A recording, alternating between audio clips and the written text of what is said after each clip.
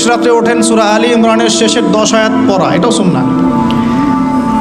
তারপরে ইস্তেঞ্জা যাই আমরা, ইস্তেঞ্জায় গিয়ে আগে 2 হাত কবজি পর্যন্ত ধুয়ে ফেলতে হয়, নাকে 3 বার পানি দিতে হয়, কারণ শয়তান নাকের ভিতর রাত কাটায়। এটা আমরা দেখতে পারি না, শয়তান এবং জিন শয়তান অনেক কিছু করে আমাদের সাথে।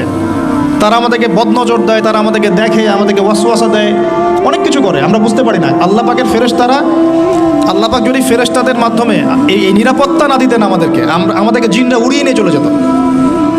হ্যাঁ, এর এত দুষ্ট প্রকৃতির সৃষ্টি মাখলুক। এর মধ্যে ভালো মন্দ আছে, খারাপদের কথা বলছে। তো ওয়াশরুমে যখন ঢুকছেন ওখানেও কিন্তু শয়তান আছে। শয়তান রাত কাটায় আমাদের 2 পায়ের মাঝখানে এবং নাকের 2 গহ্বরের মাঝখানে। এই জন্যে ঘুম থেকে উঠে 3 বার নাকে পানি দিতে হয়, আর আগে হাত ধুয়ে নিতে হয়। তারপরে বাথরুমে ঢোকার সময় আমরা ডান পা ইউজ করব না, আগে বাম পা। বের হওয়ার সময় ডান পা। দোয়া বিসমিল্লাহ আল্লাহুম্মা ইন্নী আউযু বিকা মিনাল খুবসি ওয়াল খাবাইস।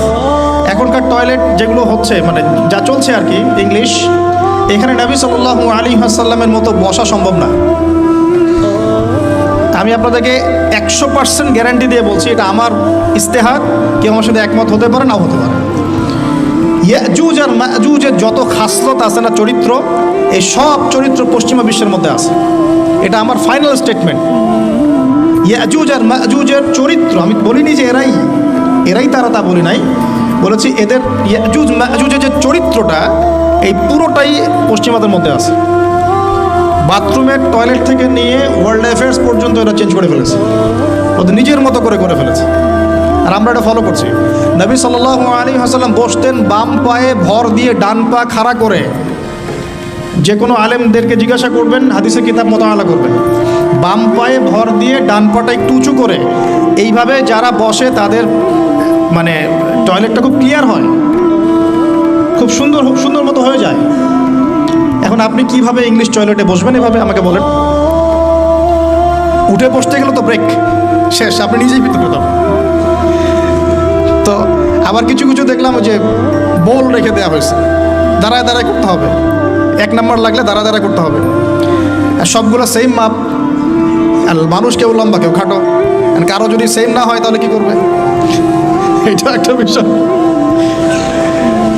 তো আল্লাহ মাফ করুক। দেখেন, প্রতিটা জায়গাতেই সুন্নতের খেলাফ কাজ হচ্ছে। আর এখানে কিভাবে, আমি তো মাঝে এগুলো ইউজ করতে বাধ্য হই, আর মনে গালি দিই ওদেরকে, মনে গালি দিই। গায়রিল মাগদুবি আলাইহিম ওয়ালাদ-দাল্লিন, গায়রিল মাগদুবি আলাইহিম ওয়ালাদ-দাল্লিন, মাগদুব আর দাল্লিন, সব জায়গায় ফিতনা সৃষ্টি করে দিয়েছে। এগুলোতে যে পরিমাণ পানি অপচয় হয়, আপনি শাওয়ার নিচ্ছেন, ছেড়ে দিলেন, বালতির পর বালতি পানি চলে যাচ্ছে শাওয়ার নিতে।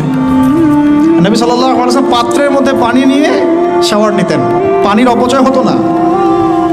ইভেন আমরা এখন অজু করি, আমরা নিজেরাও তো করে ফেলি, ছেড়ে দিলাম, অজু করতেই আসি, 1 বালতি পানিতে অজু করে ফেলছি। সব জায়গায় সমস্যা হচ্ছে। সো সুন্নাহ লাইফস্টাইল মানে কি? প্রতিটা সুন্নাহ আমাকে ধরতে হবে, তো বুঝতে হবে। আল্লাহ পাক আমাদেরকে তৌফিক দান করুন।